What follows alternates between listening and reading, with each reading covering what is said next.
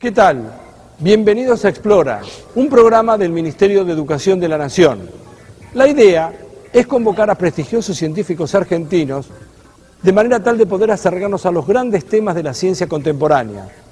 Hoy vamos a hablar de nuevos materiales blandos.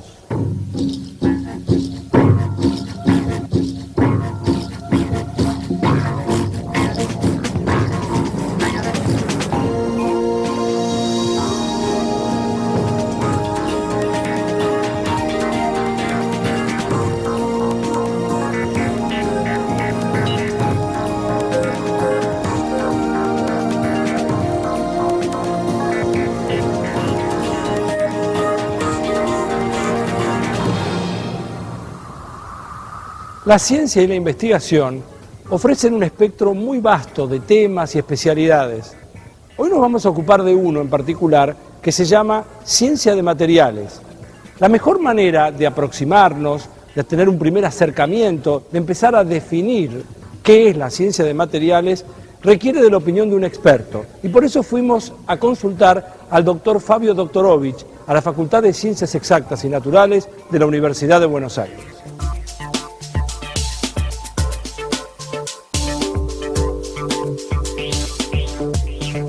La ciencia de los materiales es un área conformada principalmente por física, ingeniería, química y biología, que estudia aquellos sólidos que pueden tener una utilidad y una función de acuerdo a las propiedades que presenten. Por ejemplo, un plástico es un sólido que tiene determinada propiedad de flexibilidad o de resistencia que le da un uso en determinadas cosas de la vida diaria, por ejemplo en bolsitas de supermercado o fórmicas, etc. Existen hoy en día materiales modernos que son sintetizados por el hombre desde cero.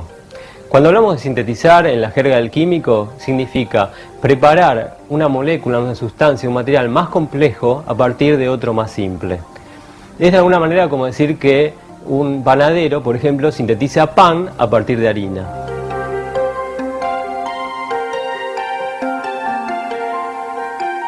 El objetivo que persigue la gente que trabaja en el desarrollo de materiales es, en primer lugar, tratar de ver cuáles son las propiedades que va a desear que ese material tenga una vez fabricado. Entonces, esas propiedades que va a tener el material están directamente relacionadas con la estructura química a nivel molecular de esa sustancia. Entonces, en definitiva, lo que hace la gente que trabaja en materiales es tratar de obtener moléculas de determinada forma y tamaño molecular que van a ser los que, en definitiva, le van a inferir al material las capacidades que uno desea que tenga.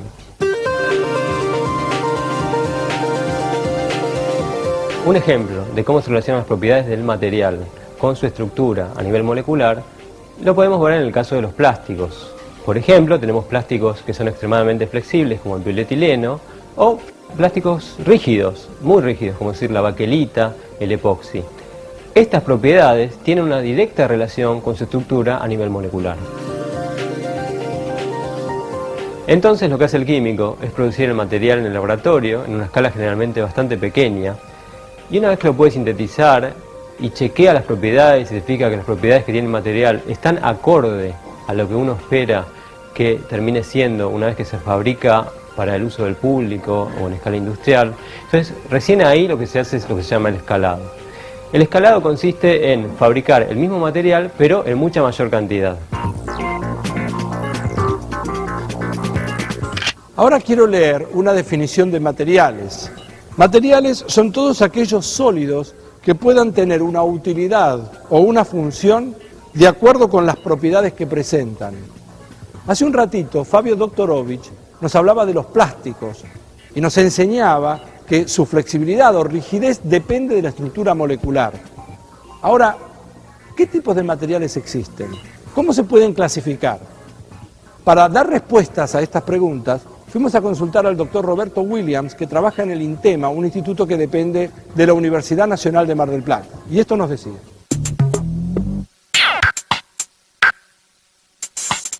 Los materiales se pueden clasificar en tres grandes familias: los materiales cerámicos, los metales y los polímeros. Y por supuesto existe un conjunto de familias que son combinaciones de estas otras. Hoy día los polímeros han desplazado sobre una base másica a los metales y a los refractarios en distintas aplicaciones. Son la familia de materiales más utilizadas por el hombre, y esto uno lo ve directamente entrando a un moderno automóvil o entrando a un supermercado para ver cómo ha desplazado otros materiales en envases o en distintos componentes de medios de transporte. ¿Por qué este desplazamiento? Básicamente porque son materiales de muy baja densidad. Si por ejemplo uno quiere hacer un automóvil, lo que quiere hacerlo es lo más liviano posible para que gaste menos combustible posible por kilómetro. Y por eso uno ve un gran reemplazo de materiales pesados, metales, por materiales plásticos.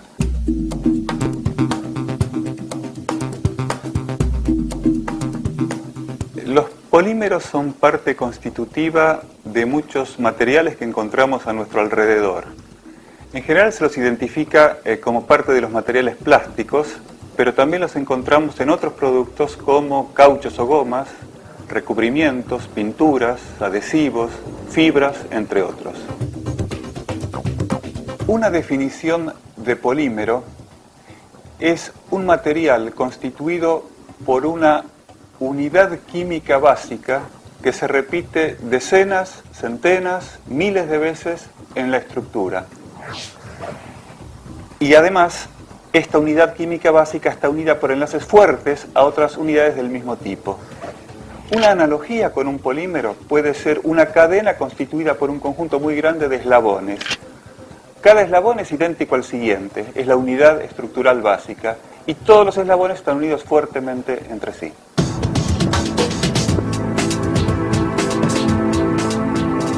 Los polímeros se clasifican en dos grandes tipos: los polímeros termoplásticos y los polímeros termorrígidos. Los polímeros termoplásticos están basados en estructuras lineales. ¿Por qué se llaman polímeros termoplásticos? Porque las distintas cadenas de polímero no están unidas entre sí. Entonces, por acción de la temperatura, yo puedo disociarlas y hacerlas fluir.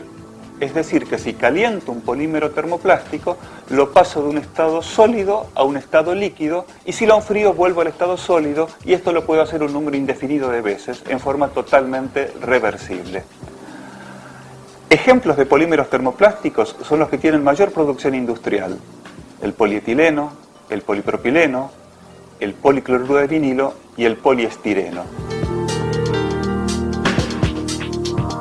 Por otra parte, la otra familia, la de los polímeros termorrígidos, se caracteriza estructuralmente porque son polímeros entrecruzados.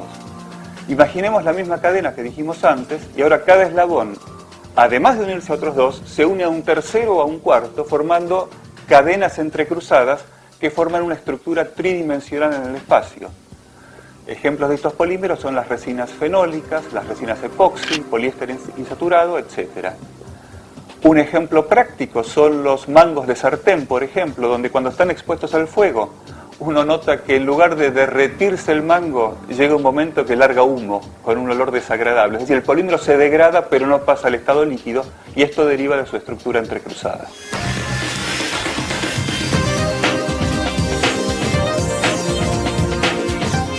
Podríamos dividir a los polímeros en polímeros naturales y sintéticos de acuerdo a su origen. Los polímeros sintéticos son aquellos producidos en industrias químicas o petroquímicas a partir del gas natural o del petróleo. Los polímeros naturales los encontramos en la mayor parte de los organismos vivientes, formando parte de su estructura y contribuyendo a sus funciones vitales. Ejemplos típicos son las proteínas y los hidratos de carbono. Muchas veces el hombre también usa estos polímeros para distintas aplicaciones. Ejemplos son el uso de gelatina o de colágeno, que se extrae de huesos, cartílagos, pieles, el uso de celulosa para hacer papel, o el uso de caucho natural, que se extrae de la corteza de un árbol para hacer distintos tipos de elastómeros o gomas. Dentro del universo de los materiales, ya podemos discernir qué es un polímero. Además, ya sabemos de qué trata y hacia dónde apunta la ciencia de los materiales. En este marco, nuestro actor principal es el investigador, el científico, el hombre de laboratorio. Acerquémonos un poco más a esta especialidad que es realmente muy rica. Y para eso vamos a hablar nuevamente con el doctor Fabio Doktorovich. En términos generales se puede considerar que hay dos tipos de investigación, la investigación básica y la investigación aplicada. En ciencias de materiales, lo que hace la investigación básica es estudiar determinado material, sus propiedades, la forma de obtenerlo, sintetizarlo, etc., sin necesariamente tener que aplicar ese material para un determinado fin. En cambio, en la investigación aplicada, justamente se toma ese conocimiento de la investigación básica para desarrollar determinada cosa para un fin determinado que ya sabemos cuál va a ser.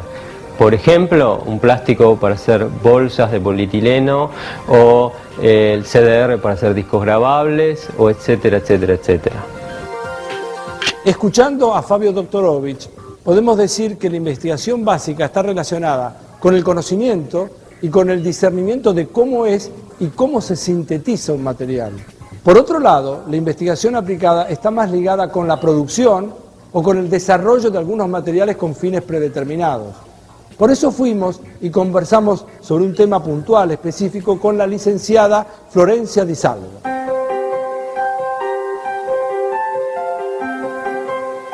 En nuestro laboratorio desarrollamos un pigmento fotosensible, eso significa que es sensible a la luz, que sirve para la fabricación de discos compactos grabables. Esta síntesis, la síntesis del pigmento, fue diseñada inicialmente en nuestro laboratorio y desarrollada en el laboratorio.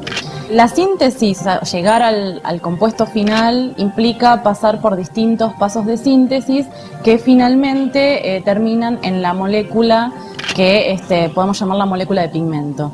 Las moléculas de este pigmento, el nombre químico es phthalocianinas. Las phthalocianinas son moléculas muy versátiles. ¿Eso qué significa? Que modificando partes de esta molécula, de forma controlada obviamente, prediseñada, uno puede obtener, o sea, uno puede lograr distintas moléculas que tienen diversos usos. Por ejemplo, phthalocianinas diseñadas para tal fin pueden usarse desde terapia fotodinámica para enfermedades como el cáncer hasta la fabricación de CDs y DVDs, como es nuestro caso.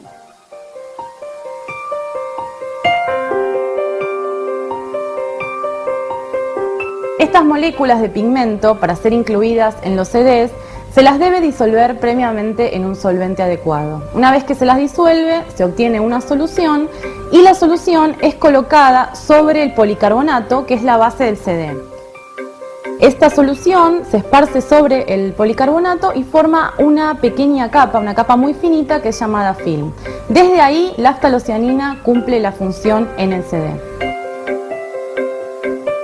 La función de la phthalocianina de este pigmento es interactuar con el láser no solo de grabado, del proceso de grabado de los CDs, sino también con el láser de lectura.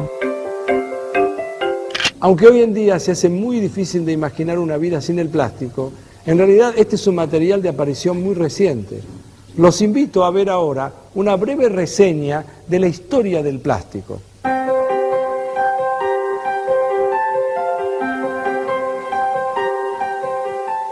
Durante los últimos 50 años, la industria de las materias plásticas tuvo un desarrollo de proporciones gigantes, superando la industria del acero. Ha sido un fenómeno de sustitución progresiva de los materiales tradicionales con las nuevas sustancias sintéticas. El desarrollo de estas sustancias se inició en 1860, cuando el inventor estadounidense Wesley Hyatt desarrolló un método de procesamiento a presión de la piroxilina.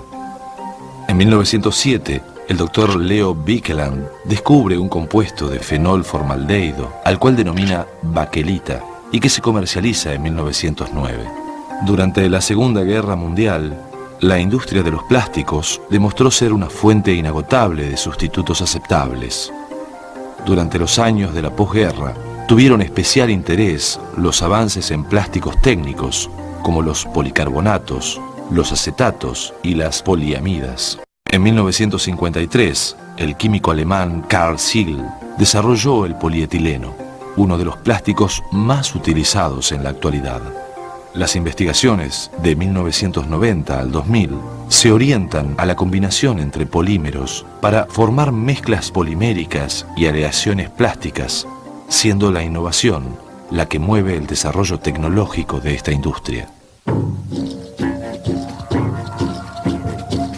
En el próximo bloque vamos a conocer algunos de los desarrollos más modernos de los polímeros sintéticos, en particular los biomateriales o los materiales biomédicos. Ya volvemos.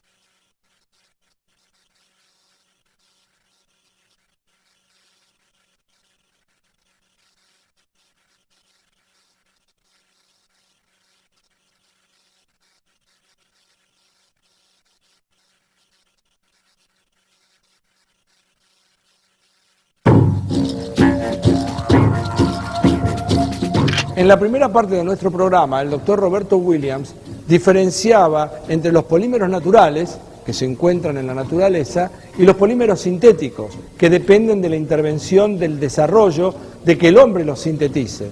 Pero esto abre una nueva vía, una nueva clasificación, siempre entre los polímeros sintéticos, y que es muy interesante dentro del área de la ciencia de los materiales. Están los polímeros sintéticos que son derivados de productos no renovables, y los que son derivados de productos sí renovables. Para ello consultamos al doctor Doktorovich. Los polímeros sintéticos que usamos hoy en día como materiales pueden provenir de recursos no renovables, como es el caso del petróleo, que a partir de allí tenemos polímeros como el polietileno, poliestireno, etc., o de recursos enteramente renovables, como es la celulosa. A partir de la celulosa se pueden obtener, por ejemplo, el nitrato de celulosa, que es un explosivo, el rayón, o otro ejemplo que tenemos es el del caucho, que también viene de una resina de un árbol, que es un recurso renovable. La desventaja de los polímeros sintéticos derivados de recursos no renovables, como por ejemplo el petróleo, es que tarde o temprano estos recursos se van a agotar. Surge entonces la necesidad de abordar estrategias químicas que permitan obtener polímeros a través de recursos que sean enteramente renovables, como por ejemplo la celulosa, de la cual se hace el papel, o algunos polímeros derivados de la industria del agro, como pueden ser aceites vegetales, o inclusive desechos de la industria alimenticia, como podrían ser las cáscaras de maní. Polímeros sintéticos derivados de recursos enteramente renovables. Esta es una caracterización precisa de algunos de los llamados nuevos materiales. Por supuesto que es precisa, pero también lo que es digno de destacar es que es racional por lo que significa para la producción y además porque es proteccionista en el sentido del medio ambiente. Sobre este tema hablamos con la doctora Norma Markovich de la Universidad de Mar del Plata. Dentro del grupo Polímeros de Intema, nosotros trabajamos en el desarrollo de matrices sintéticas a partir de refuerzos renovables o de recursos naturales.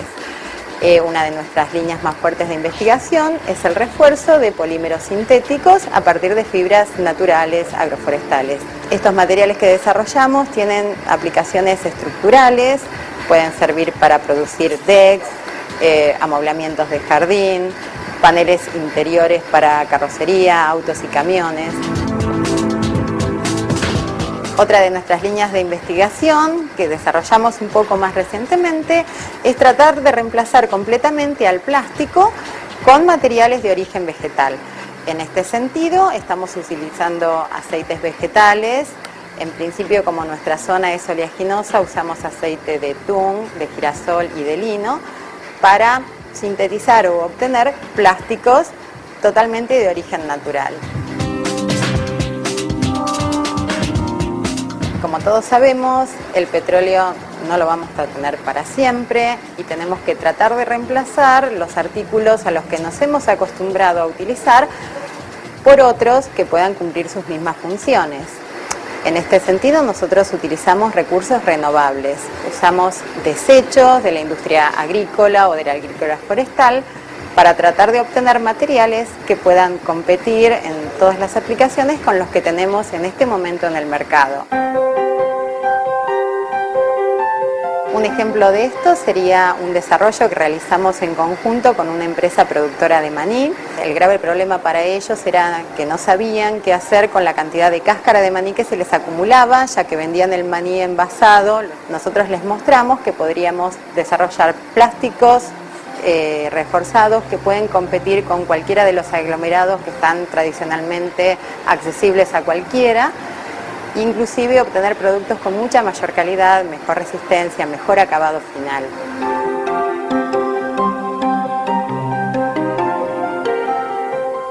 Gustavo Abraham es doctor en Ciencia de los Materiales y trabaja en el grupo de polímeros biomédicos en el INTEMA, que es un instituto que depende de la Universidad Nacional de Mar del Plata y también del CONICET. Este grupo de polímeros biomédicos trabaja en el país desde el año 1991 y ya han producido 3 tesis doctorales en el área de biomateriales, más concretamente en el área de materiales poliméricos que tienen aplicaciones a la medicina.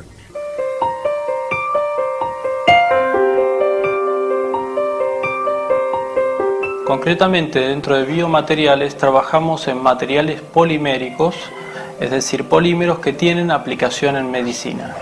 Hemos trabajado en cementos acrílicos para ortopedia, en materiales bioreabsorbibles basados en ácido láctico y hemos trabajado también en poliuretanos segmentados. Los biomateriales como tal están sufriendo cambios muy importantes que lo aproximan a su función natural. Ya no buscamos en sí el reemplazo o la sustitución por una pieza sintética, sino más bien la regeneración del tejido en sí mismo. Dentro de la ingeniería de tejidos estamos abordando el tema de la regeneración de cartílagos. Este es un tema muy interesante porque el cartílago es un material que no se regenera en sí mismo. Necesita del aporte de un material sintético o natural, modificado, con células propias, cultivadas con el material para su regeneración. Lo interesante es que estos materiales pretenden ser completamente reabsorbibles, es decir, sus productos de degradación son completamente metabolizables por el cuerpo humano. Es decir, este andamiaje que nosotros hacemos entre material y posterior con células es temporario. Esto significa que una vez cumplida su función, permanece el cartílago que ha crecido, le ha permitido a las células, en este caso condrocitos, crecer, permanece durante un determinado tiempo y posteriormente se reabsorbe. Y en este viaje de exploración que hicimos hoy, hemos aprendido sobre una ciencia que se llama la ciencia de materiales y también hemos conocido de qué se tratan los nuevos materiales blandos. Esto es Explora, un programa del Ministerio de Educación de la Nación. El desafío de la ciencia de los materiales hoy en día y de aquí al futuro es encontrar materiales que tengan propiedades más novedosas, mejores y diferentes a los materiales que se conocen hoy en día. En nuestro laboratorio desarrollamos un pigmento fotosensible, eso significa que es sensible a la luz. Otra de nuestras líneas de investigación es tratar de reemplazar completamente al plástico con materiales de origen vegetal. Ya no buscamos en sí el reemplazo o la sustitución por una pieza sintética, sino más bien la regeneración del tejido en sí mismo. Esto no tiene ningún límite respecto a las capacidades de investigación presentes y futuras.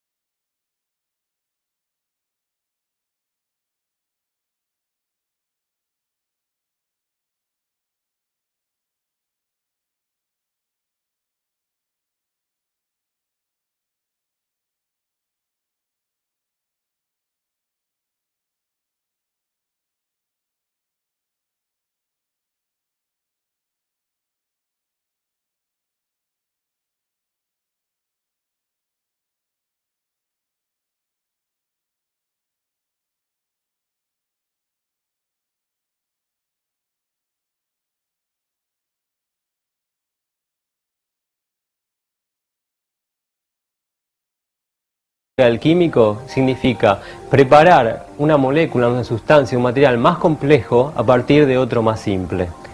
Es de alguna manera como decir que un panadero, por ejemplo, sintetiza pan a partir de harina.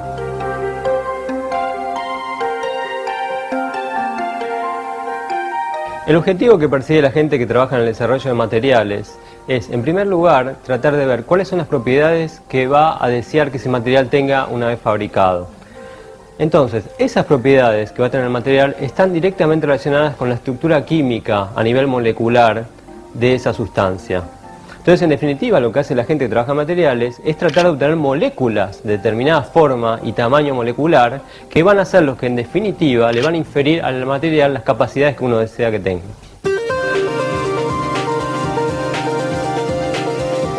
Un ejemplo de cómo se relacionan las propiedades del material con su estructura a nivel molecular lo podemos ver en el caso de los plásticos. Por ejemplo, tenemos plásticos que son extremadamente flexibles, como el polietileno, o plásticos rígidos.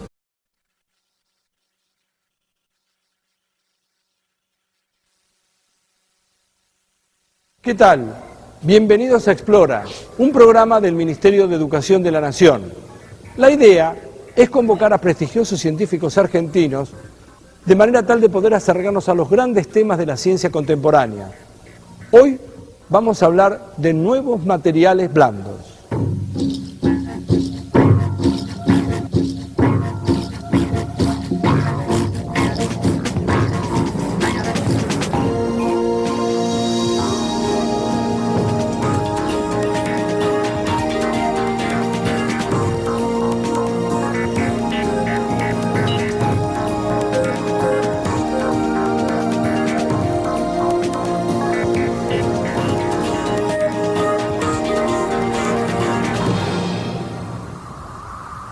La ciencia y la investigación ofrecen un espectro muy vasto de temas y especialidades. Hoy nos vamos a ocupar de uno en particular que se llama, para dar respuestas a estas preguntas, fuimos a consultar al doctor Roberto Williams, que trabaja en el INTEMA, un instituto que depende de la Universidad Nacional de Mar del Plata. Y esto nos decía.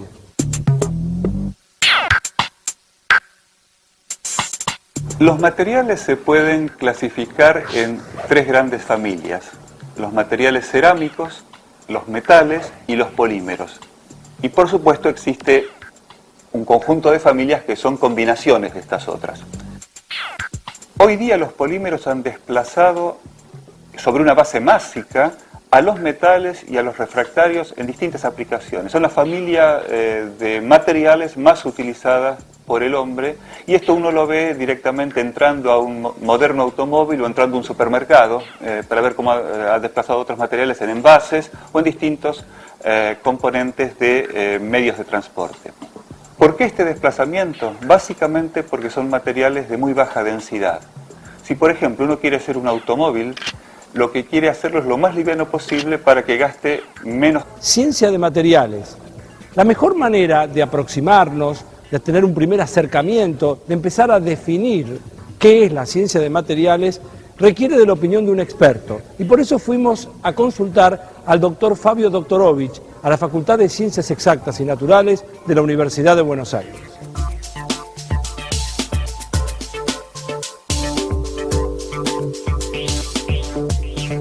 La ciencia de los materiales es un área conformada principalmente por física, ingeniería, química y biología, que estudia aquellos sólidos que pueden tener una utilidad y una función de acuerdo a las propiedades que presenten. Por ejemplo, un plástico es un sólido que tiene determinada propiedad de flexibilidad o de resistencia que le da un uso en determinadas cosas de la vida diaria, por ejemplo en bolsitas del supermercado o fórmicas, etc. Existen hoy en día materiales modernos que son sintetizados por el hombre desde cero. Cuando hablamos de sintetizar, en la jerga muy rígidos, como decir la baquelita, el epoxi, estas propiedades tienen una directa relación con su estructura a nivel molecular. Entonces lo que hace el químico es producir el material en el laboratorio, en una escala generalmente bastante pequeña, y una vez que lo puede sintetizar y chequea las propiedades y verifica que las propiedades que tiene el material están acorde a lo que uno espera que termine siendo una vez que se fabrica para el uso del público o en escala industrial. Entonces, recién ahí lo que se hace es lo que se llama el escalado. El escalado consiste en fabricar el mismo material, pero en mucha mayor cantidad. Ahora quiero leer una definición de materiales. Materiales son todos aquellos sólidos que puedan tener una utilidad o una función de acuerdo con las propiedades que presentan. Hace un ratito, Fabio Doktorovich nos hablaba de los plásticos y nos enseñaba que su flexibilidad o rigidez depende de la estructura molecular. Ahora, ¿qué tipos de materiales existen? ¿Cómo se pueden clasificar?